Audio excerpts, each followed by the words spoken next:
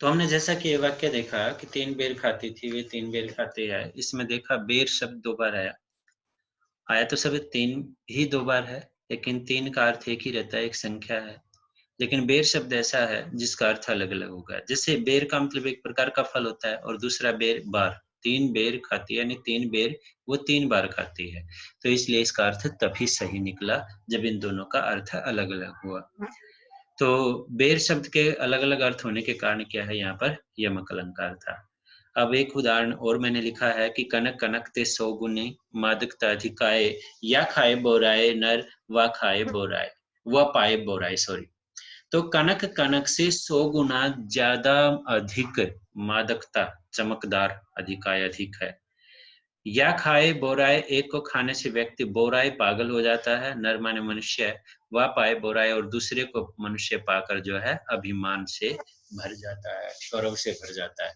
तो एक खाने की चीज, एक पाने की चीज, तो इसका मतलब कनक के अर्थ अलग अलग है। तो कनक का एक अर्थ सामान्य सा है, हमें पता है कि कनक का एक अर्थ क्या होता है, सोना होता है। कनक का एक अर्थ होता है सोना और दूसरा अर्थ होता है कनक का धतूरा। धतूरा खाने से व्यक्ति जो है पागल हो जाता है। तो एक खाने से यानी एक कनक का अर्थ धतूरा और एक कनक का अर्थ होता है सोना। तो सोना और धतूरा यानी अलग अलग अर्थ एक कनक के निकले हैं। तो इसका मतलब क्या है यहाँ पर यमक अलंकार है। दूसरे उदाहरण पर जाते हैं। सॉरी काम पहुंच गए। सेकंड उदाहरण है हमारा काली घटा का घमंड घटा। बड़ा प्रसिद्ध उदाहरण है, कोई भी अलंकार पढ़ाते वक्त सबसे पहले इसी को लिखता है, काली घटा का घमंड घटा।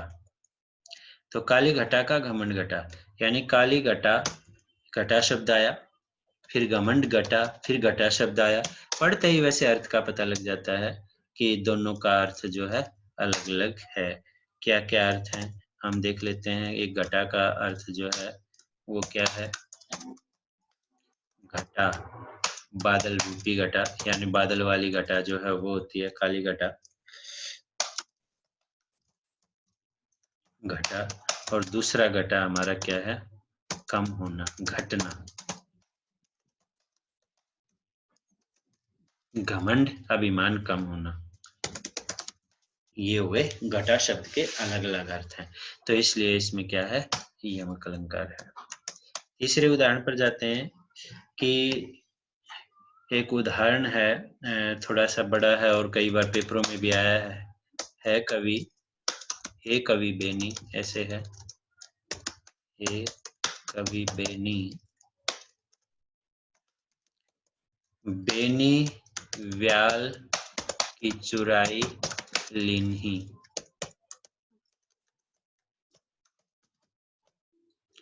लीन्ही दूसरी लाइन नहीं दे रखी है इसमें, इतना ही दे रखा है। तो यहाँ पर हमें तो केवल ये देखना है कि एक शब्द 2 बार आया। तो कौन सा शब्द 2 बार आया है, बेनी शब्द यहाँ पर 2 बार आया है। तो इसका मतलब क्या है कि बेनी शब्द 2 बार आया है और दोनों बीच में कोमा लगा है। वैसे यदि बीच में यदि वो लग जाता है योजक चिन्ह तो वो पुनरुक्ति प्रकाश अलंकार भी हो जाता है, लेकिन यहाँ पर जो है कोमा लगा है और दोनों के अर्थ हैं। एक है बेनी कवि का नाम है, बेनी कवि का नाम, और दूसरा बेनी है। यहाँ पर बेनी बाला की चोटी से है, बालों की चोटी को बेनी, वेणी जिसको बोलते हैं वेणी, बेनी का अर्थ यहाँ पर वेणी है। क्योंकि ये काव्य की भाषा ऐसी होती है, अवधि ब्रज भाषाओं आदि में लिखते हैं तो वहाँ पर वेणी का अर्थ जो है चोटी होता है।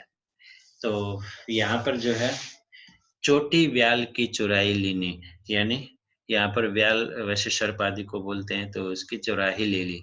हे कवि बेनी, कवि बेनी हो गया, कवि बेनी हो गया। एक बेनी अर्थ जो है चोटी से, वीणा से बात करता है, वेणी से बात करता है। तो वेणी के विषय में यहाँ पर कवि कहता है। रति रति शोभा,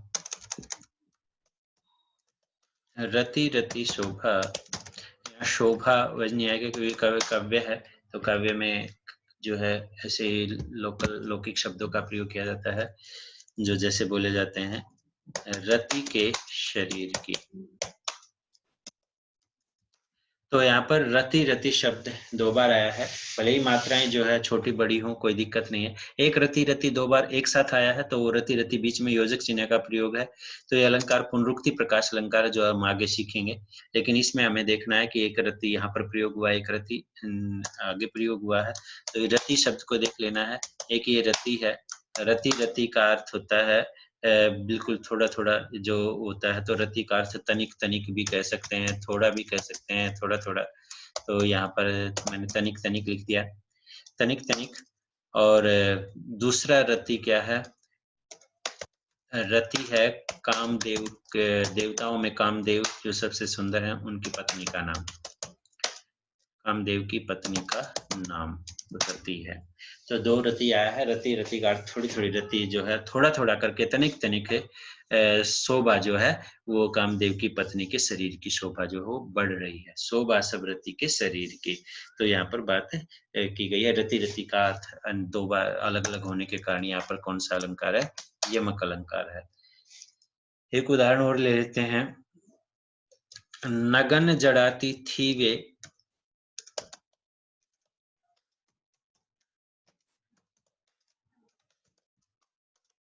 वे नगन जड़ाती है। अब यदि सीधा सा देखें तो इसका अर्थ कुछ निकल नहीं रहा है। नगन जड़ाती थी वे नगन जड़ाती है। अब नगन नगन का अर्थ क्या है, तो हमें ये पता होना चाहिए।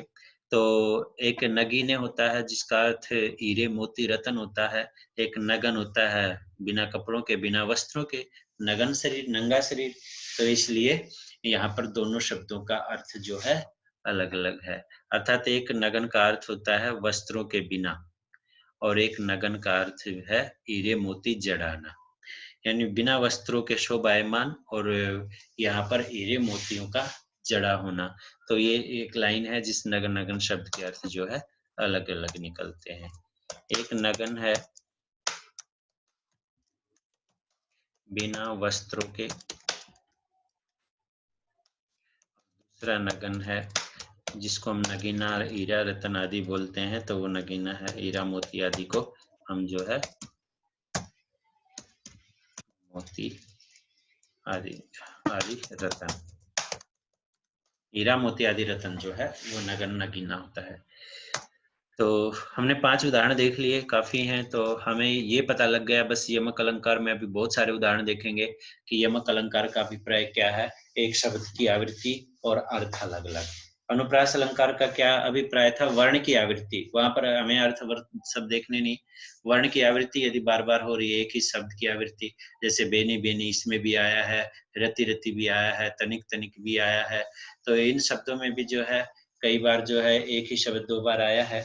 तो वहां पर एक वर्ण भी आया है 2-3 बार, जैसे काली घटा का घमंड घटा, तो घ घ की आवृत्ति है। तो अनुप्रास तो इसमें भी है, लेकिन यहाँ पर घटा घटा शब्द हमें देखना 2 बार आया है। तो इसका मतलब यहाँ पर घटा घटा के अर्थ अलग अलग है। तो यहाँ पर यमक अलंकार है, तो ये देख लेना है। तो कई बार कंफ्यूजन हो जाता है कि भी वर्ण की आवृत्ति तो यहाँ पर भी है, लेकिन यहाँ पर शब्द आवृत्ति है। अनुप्रास तो है ही, लेकिन मुख्य अलंकार यहाँ पर यमक है। तो ये हमें ध्यान रखना है। अब हम आ जाते हैं श्लेष अलंकार पर। नेक्स्ट हमारा जो है तीसरा अलंकार जो है यहाँ पर श्लेष है।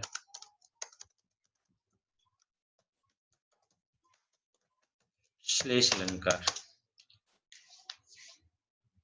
श्लेष का अर्थ क्या है पहले वो जानना है। श्लेष शब्द का ये थोड़ा सा कठिन अलंकार होता है, क्योंकि इसमें शब्द को बड़ा ध्यान से देखना होता है।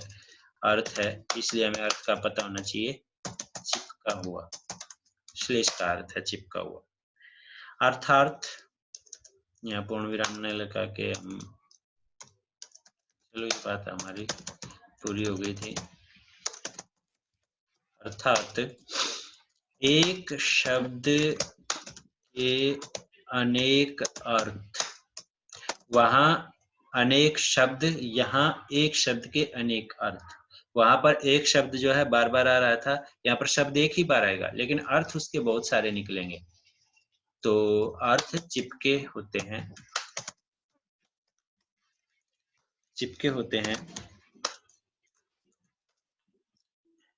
तो कह सकते हैं कि इसको अच्छी तरह समझाने के लिए कि जब काव्य में कोई शब्द एक बार आए पर उसके एक से अधिक अर्थ प्रकट हो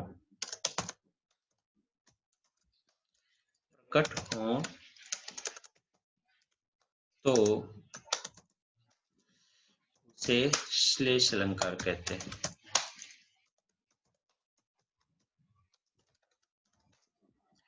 यानी एक शब्द के अनेक अर्थ जहां पर निकले। देखो 3 बातें पढ़ी हैं, एक वर्ण की आवृत्ति, फिर शब्द की आवृत्ति, अर्थ अलग अलग, फिर एक शब्द के अनेक अर्थ जहां पर होते हैं, यानी एक से अधिक अर्थ। शब्द एक ही होगा, उसके अर्थ बहुत सारे निकलते होंगे, तो वहां पर क्या होता है, श्लेष अलंकार होता है। जैसे उदाहरण के तौर पे देख लेते हैं, मधुबन की छाती देखो,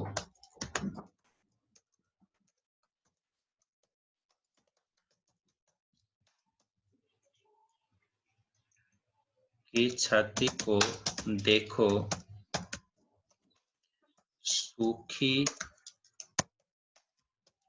इसकी कितनी कलियां।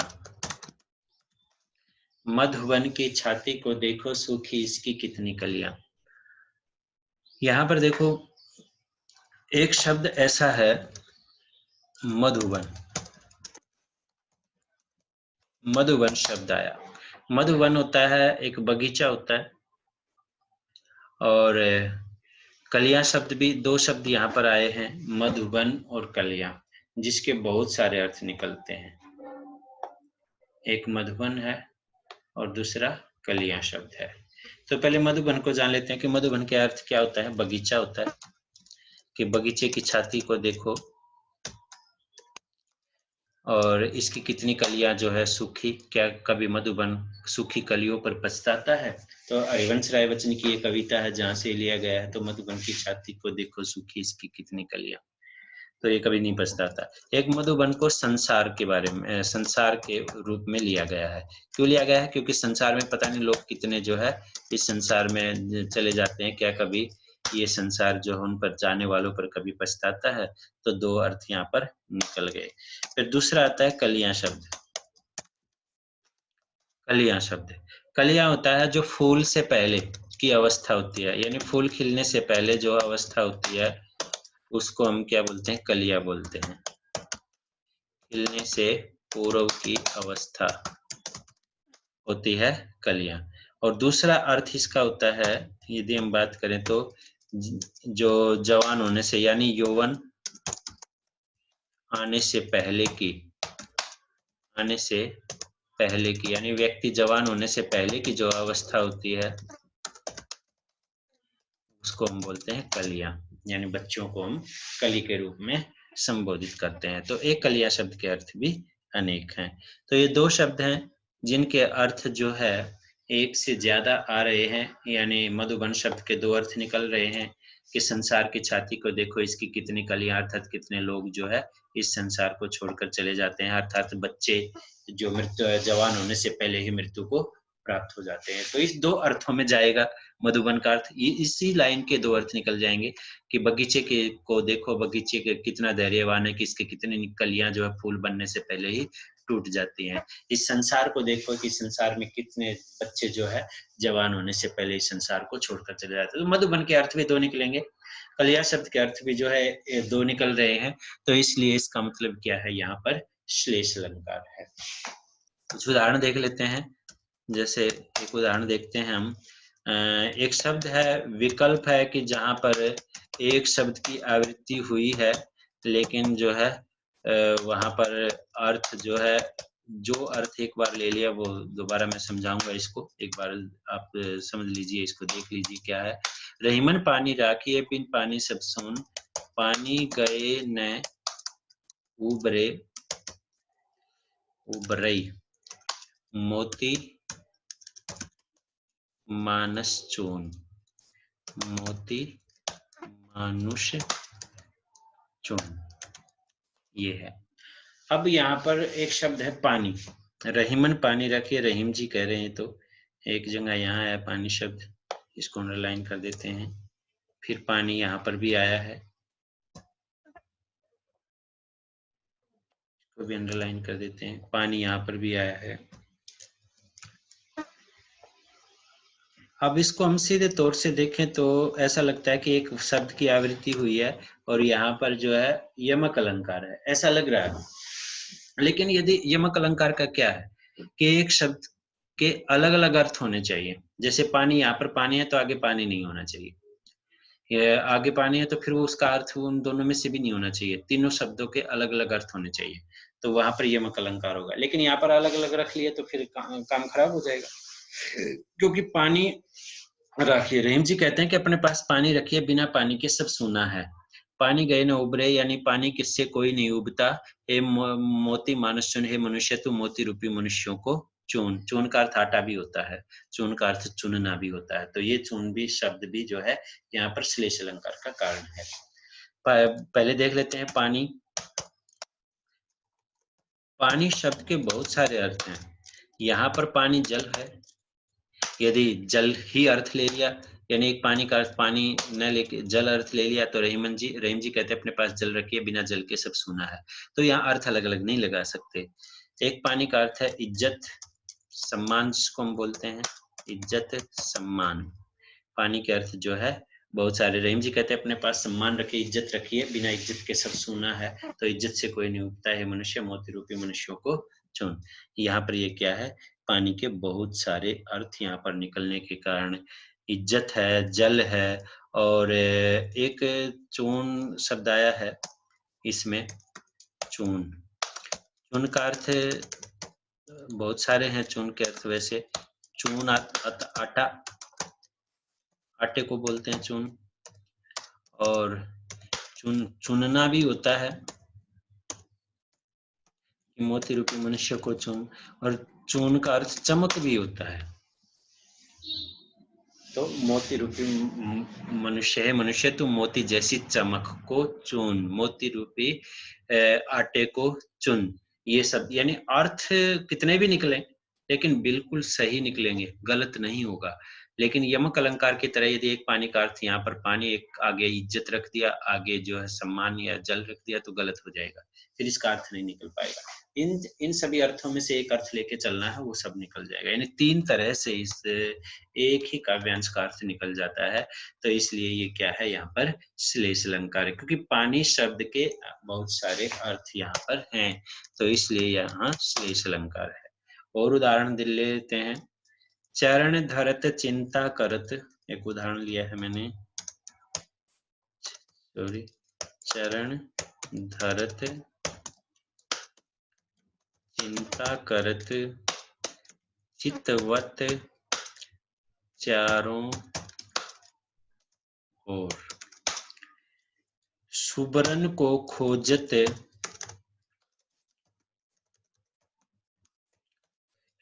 सुबरन को खोजत फिरत कवि व्यभिचारी चोर, व्यभिचारी। अब हमें ये देखना है कि यहाँ पर कौन सा शब्द ऐसा है जिसके अर्थ अलग हैं। अब एक शब्द है चरण धरते, चरण रखते रखते, चिंता करते करते, तो इनके शब्द के अर्थ ज्यादा निकलते नहीं है। तो यहाँ पर जो है नेक्स्ट लाइन में जाएंगे हम, सुबरन शब्द पर जाएंगे। सुबरन, सुवर्ण, सुवर्ण सुंदर वर्ण। तो इसका मतलब क्या है कि सुबरन शब्द के यहाँ पर एक से अधिक अर्थ हैं। और सुवर्ण, वर्ण का मतलब रंग।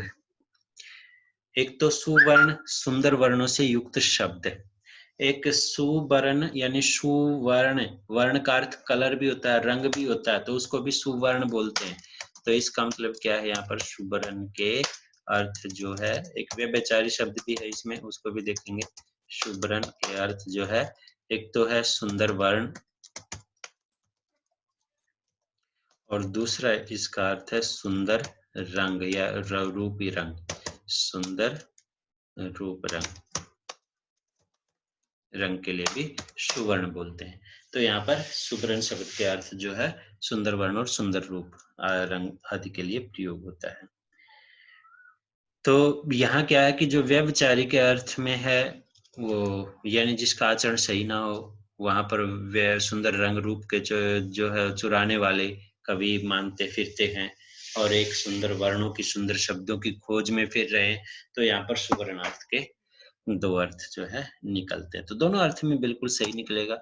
यदि हम चरण दर चिंता करते हैं, एक एक कदम रखते रखते चिंता कर रहे हैं और चितवत चारों ओर यानी उनका मन चारों ओर भ्रमण कर रहा है, शुभरण को खोजत, अच्छे वर्णों को अच्छे शब्दों की खोज में कवि जो है व्यभिचारी की तरह फिर रहे हैं, यानी जैसे व्यभिचारी जिसका आचरण अच्छा नहीं होता वो फिरता है वैसे फिरे। दूसरे अर्थ में सुवर्ण यानी अच्छे रंग को अच्छे रूप को देखने के लिए व्यभिचारी की तरह फिर रहे हैं, तो ऐसे अर्थ यहाँ पर निकल जाएगा।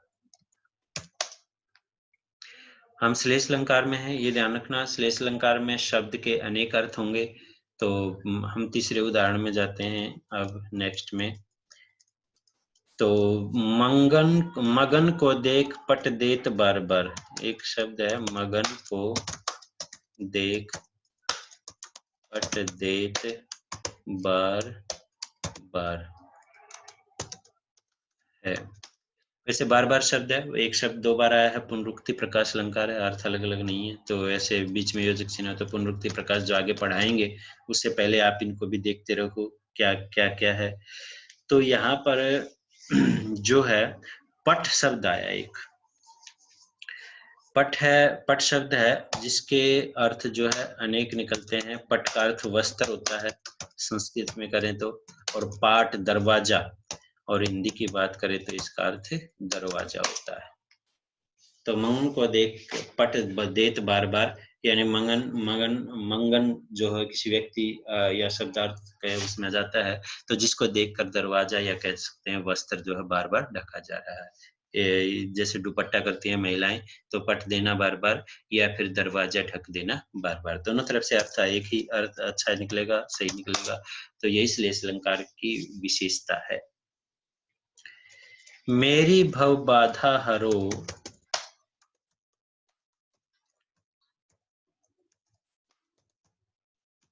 हरो राधा नागरी सोए, मेरी भव बाधा हरो राधा नागरी सोए।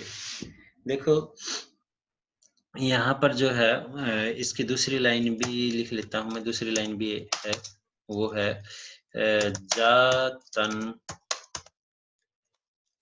की झाई परे श्याम हरित दूती होय। अब इसको समझते हैं कि श्लेष अलंकार में विशेष यही है कि आपको पहले वो शब्द देखना पड़ेगा जिसके अर्थ अनेक निकलते हों। यहाँ पर श्याम हरित दूती होय, ये हरित शब्द है ना, इसके अर्थ ज्यादा निकलते हैं। हरित हरा रंग होता है, एक हरित होता खुश होना, प्रसन्न होना, व्यक्ति हरा भरा हो, खुश हो, हरा भरा होना का मतलब बड़ा प्रसन्न है, यानी आजकल तो बड़े हरे भरे लग रहे हो। तो हरित शब्द के दो अर्थ हैं यहाँ पर। वैसे तो श्याम शब्द का अर्थ श्री कृष्ण और श्याम का अर्थ रंग काला भी होता है, तो यहाँ पर भी जो है, यहाँ पर भी श्याम के कारण श्लेष अलंकार है, कोई वो है नहीं, इसमें भी कोई दिक्कत नहीं है। लेकिन हरित शब्द को हम लेकर चलते हैं यहाँ पर, दोनों शब्दों के बारे में बता दें। हरित, हरित होता है हरा रंग, और दूसरा होता है प्रसन्न होना, प्रसन्न होना। तो हरे रंग का होना और प्रसन्न होना दोनों ही हरित शब्द से हमें पता लगता है। श्याम भी ऐसे ही हो सकता है, श्याम जो है काला रंग, और दूसरा है श्री कृष्ण का नाम श्याम होता है। तो ये होता है, तो इसलिए हरित विशेष से ध्यान रखना, क्योंकि श्री कृष्ण का नाम काले रंग के कारण ही श्री कृष्ण का नाम श्याम है, तो इसलिए वहां पर अर्थ तो दो हैं, और श्लेष अलंकार भी है निश्चित रूप से, लेकिन विशेष शब्द जो है हरित है, ये भी हमें ये विशेष जो है इसमें ध्यान रखना है। अब हम जाते हैं नेक्स्ट अलंकार में। चलो नेक्स्ट अलंकार में तो नहीं पहुंचेंगे आज, क्योंकि आप जो है इसको अच्छी तरह से, क्योंकि 3 अलंकार हैं और 3 को भी हम अच्छी प्रकार से देख लेते हैं तो फिर शायद हमें जो है बहुत सारा जो है मटेरियल वो समझ में आ जाएगा कि क्या है। तो ये ध्यान रखना है। हम जो है एक श्लेष अलंकार का और उदाहरण जो है मैं देना चाह रहा था। चलो मैं दे देता हूँ एक श्लेष अलंकार का और उदाहरण।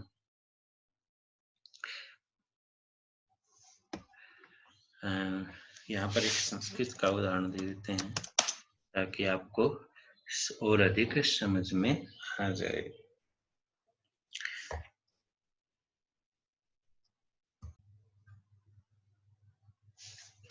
एक उदाहरण है संस्कृत का, जैसे मैं कह रहा था, केशवम पतितम दृष्ट्वा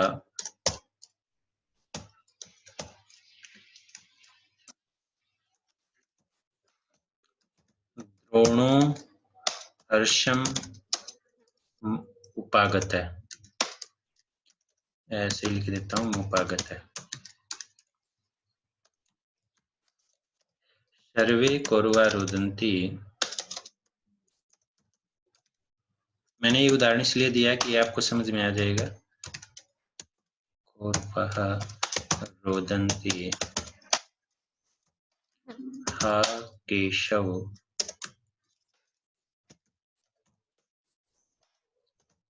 हा केशव। ये उदाहरण है केशवम पतितम दृष्ट्वा। देखो केशव केशव शब्द जो है वो आया है 2 बार, तो यहाँ पर जो है केशव शब्द के अर्थ के पर जाना है हमें। केशव शब्द का अर्थ होता है श्री कृष्ण, लेकिन कृष्ण को पतितम दृष्टवा गिरा हुआ देखकर द्रोणो हर्षम उपागत, लेकिन द्रोणाचार्य खुशी से झूम उठा, ये हो नहीं सकता। तो कह शवम यानी जल में पड़ी हुई लाश। दूसरा अर्थ है जल में पड़ी हुई लाश, मृत शरीर कह सकते हैं। ये है केशवम। फिर आता है द्रोणो। द्रोण होता है पांडवों और कौरवों के गुरु द्रोणाचार्य।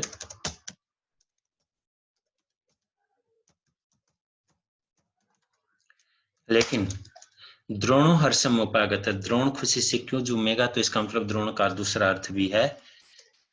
द्रोण का अर्थ है कौवे, कौवा। द्रोण का अर्थ होता है कौवा। अब आते हैं सर्वे कौरवाः। अब कौरवाः कौन है? धृतराष्ट्र के पुत्र। धृतराष्ट्र के पुत्र जो है कौन है? कौरव है। तो मैं एक बार इसके उसमें रे लगा देता हूँ। धृतराष्ट्र के पुत्र दुर्योधन आदि जो भी हैं वो सारे। और कौरवाः कौरवाः रोदन्ति, कौरव रो रहे थे। तो यहाँ पर कौरव कौन है? गीदड़, गीदड़ होते हैं कौरवाः। तो इसका मतलब इस शब्द के भी 2 अर्थ है। हा केशव, हा केशव, हा केशव। तो केशव शब्द का वहां पर आ गया कि हाय श्री कृष्ण, हाय श्री कृष्ण नहीं, यहाँ पर हाय जल में पड़ी हुई लाश, हाय जल में पड़ी हुई लाश। तो ये 3 शब्द ऐसे आए जिनके अर्थ जो है एक से ज्यादा है।